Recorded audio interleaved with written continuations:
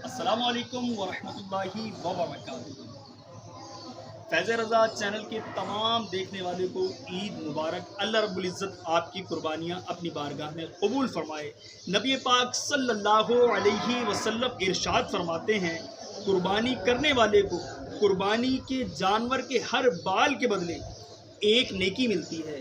اور ایک حدیث پاک میں ہے کہ نبی پاک صلی اللہ علیہ وسلم نے فرمایا، جس نے اپنی قربانی پر ثواب کی امید رکھتے ہوئے خوش دلی کے ساتھ قربانی کی، وہ جانور اس کے لیے جہنم سے رکاوٹ ہوگا۔ عثمان بھائی، میرا یہ سوال ہے، جو شخص صاحب استعداد ہوتے ہوئے بھی قربانی نہ کرے اس کا کیا حکم ہے؟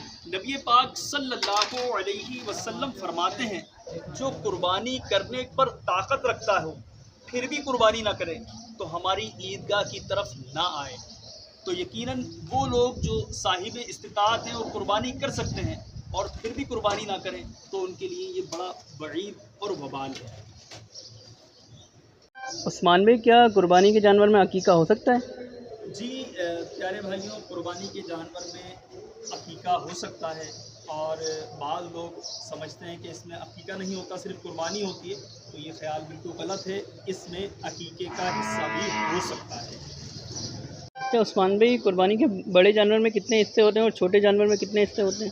اچھا، قربانی کے بڑے جانور جیسے مثلاً گائیں، بھینس، اونٹ، اس میں 7 حصے ہوتے ہیں، اور بکرا، دمبا، بھیڑ، اس میں 1 حصہ ہوتا ہے۔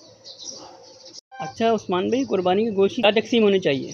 علماء کرام فرماتے ہیں کہ قربانی کے گوشت کے 3 حصے کیے جائیں۔ ایک حصہ خود رکھ لیا جائے، ایک حصہ اپنے رشتہ داروں کے لیے، اور تیسرا حصہ وہ غریب جو پورے سال گوشت نہیں کھاتے ان کے لیے، یعنی حصوں میں تقسیم کیا جائے۔